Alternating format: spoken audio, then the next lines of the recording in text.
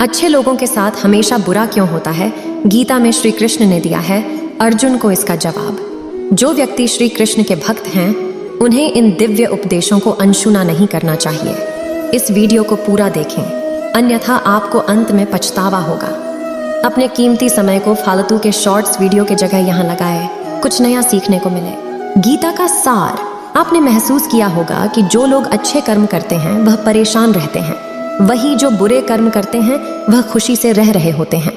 अच्छे कर्म करने वाले परेशान होते हैं कि आखिर उन्हें इतनी परीक्षा क्यों देनी पड़ रही है, जबकि जो अधर्म की राह में है वह खुश है और जिंदगी का लुत्फ उठा रहे हैं। अगर आपके मन में भी यह सवाल आया है तो आज हम आपको इसका जवाब देंगे। यह जवाब वह है जो भगवत गीता में लिखा है और श्री कृष्ण ने अर्जुन को दिया था। भगवत गीता में वर्णित कथा के अनुसार जब भी अर्जुन के मन में कोई दुविधा होती थी तो वह श्री कृष्ण के पास पहुंच जाते थे। एक बार की बात है, अर्जुन भगवान श्री कृष्ण के समीप आकर कहा कि वह दुविधा में है और इसका जवाब वह श्री कृष्ण से चाहते हैं। श्री कृष्ण ने पूछा कि क्या सवाल है? अर्जुन ने कहा, मुझे ये जानना है कि अच्छे लोगों के साथ हमेशा बुरा ही क्यों होता है, वहीं बुरे लोग खुशहाल दिखते हैं। अर्जुन के मुंह से ऐसी बातें सुनकर श्री कृष्ण मुस्कुराए और कहा, मनुष्य जैसा सोचता है और महसूस करता है वैसा कुछ नहीं होता है, बल्कि अज्ञानता की वजह से वह सच्चाई नहीं समझ पाता है। अर्जुन उनकी ये बात समझ नहीं पाया। इसके बाद श्री कृष्ण ने क्या कहा वह जानते हैं। श्री कृष्ण ने अर्जुन से कहा, पार्थ, मैं तुम्हें एक कथा सुनाता हूँ। उसे सुनकर तुम समझ जाओगे कि हर प्राणी को उसके कर्म के हिसाब से ही फल मिलता है। प्रकृति हर किसी को अपनी राह चुनने का मौका देती है। अब वो मनुष्य की इच्छा पर निर्भर करता है कि उसे धर्म की राह चुननी है या अधर्म की। कथा शुरू करते हुए श्री कृष्ण ने कहा, एक नगर में दो पुरुष रहा करते थे। एक पुरुष व्यापारी था जिसके जीवन में धर्म की बहुत महत्ता थी। वह पूजा पाठ में यकीन रखता था। वह हर रोज मंदिर जाता था और दान धर्म भी करता था और हर रोज भगवान की पूजा करता था। वहीं दूसरा पुरुष बिल्कुल विपरीत था। वह हर रोज मंदिर तो जाता था लेकिन पूजा करने नहीं, बल्कि मंदिर के बाहर से जूते चप्पल चुराने। उसे दान और धर्म से कोई लेना देना नहीं था। समय बीतता गया और एक दिन बहुत जोर की बारिश हो रही थी। इस वजह से मंदिर में पुजारी के अलावा कोई नहीं था। यह बात जब दूसरे पुरुष को पता चली तो उसने कहा कि यह सही मौका है मंदिर का धन चुराने का। पंडित से नजर बचाकर उसने मंदिर का सारा धन चुरा लिया। उसी समय धर्म कर्म में विश्वास रखने वाला व्यक्ति भी मंदिर पहुंचा। दुर्भाग्य से मंदिर के पुजारी ने उसे ही चोर समझ लिया और चिल्लाने लगा। वहां लोग एकत्र हो गए और उसे बहुत मारा। किसी तरह वह बचते बचाते वहां से निकला तो दुर्भाग्य ने उसका साथ वहां भी नहीं छोड़ा। मंदिर के बाहर वह एक गाड़ी से टकरा गया और घायल हो गया। फिर वह व्यापारी लंगड़ाते हुए घर जाने लगा तो रास्ते में उसकी मुलाकात उस पुरुष से हुई जिसने मंदिर से धन चुराया था। उसने कहा, आज तो मेरी किस्मत चमक गई, एक साथ इतना सारा धन मिल गया। यह सब देखकर उसे बहुत बुरा लगा और उसने अपने घर से भगवान की सारी तस्वीरें निकाल दी। कुछ सालों बाद दोनों ही पुरुषों की मृत्यु हो गई। मरने के बाद जब दोनों यमराज की सभा में पहुंचे और भले पुरुष ने दूसरे व्यक्ति को देखा तो उसे बहुत गुस्सा आया। उसने क्रोधित होकर यमराज से पूछ ही लिया, मैं तो हमेशा अच्छे कर्म करता था, दान में विश्वास रखता था, उसके बदले जीवन भर मुझे अपमान और दर्द ही मिला और इस व्यक्ति को नोटों से भरी पोटली। आखिर ऐसा भेदभाव क्यों?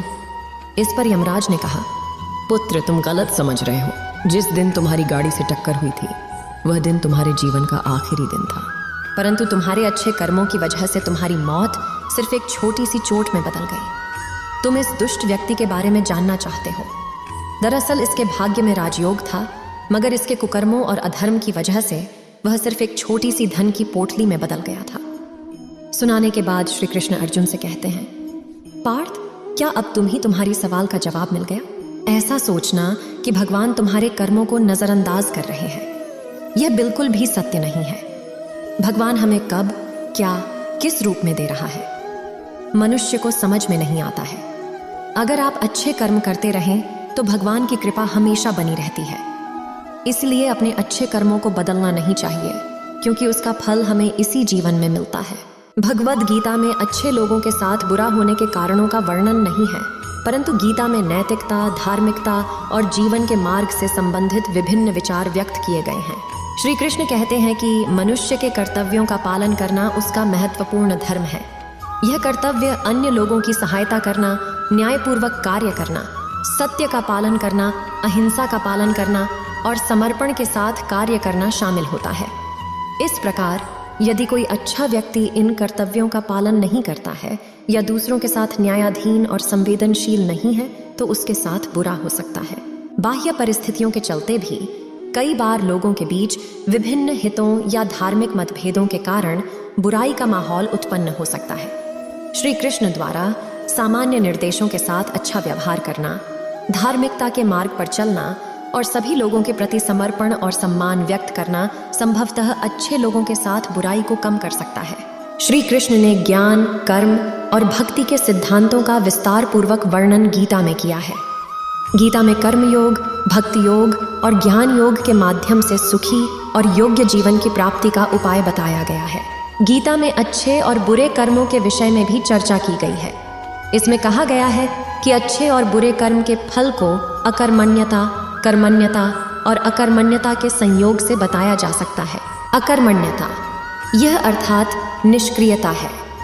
जब हम कर्मों के बंधनों से मुक्त होकर निष्क्रिय होते हैं और उत्पन्न होने वाले फलों से संयोग रहित रहते हैं तो हमें दुख का अनुभव नहीं होता है।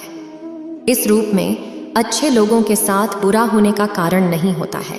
कर्मण्यता अर्थात क्रियाशीलता या कर्मों का अनुरोध करना है। जब हम बुरे कर्मों में संलग्न होते हैं और उनके फलों को प्राप्त करने का इच्छुक होते हैं तो हम दुख का अनुभव करते हैं। यदि कोई अच्छा व्यक्ति बुरे कर्म में संलग्न होता है और उनके फलों का इच्छुक होता है तो उन्हें बुरे प्रभाव का सामना करना पड़ सकता है। गीता के अनुसार एक योगी को स्वाधीनता और निष्काम कर्म की प्राप्ति करनी चाहिए। वह दुख और सुख के समान अनुभव करता है और उनके संयोग से प्रभावित नहीं होता।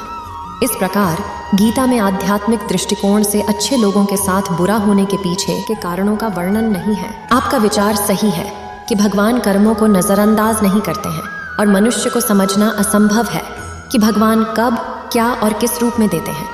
यह सत्य है कि मनुष्य की शक्ति और संकल्प केवल धार्मिक विचारों तक ही सीमित होती है। अच्छे कर्म करने का संदेश गीता में भी दिया गया है। श्री कृष्ण कहते हैं कि मनुष्य अपने कर्मों में समर्पित रहें और फलों की आसक्ति से मुक्त हों। भगवान की कृपा अच्छे कर्म करने के बाद हमेशा साथ रहती है।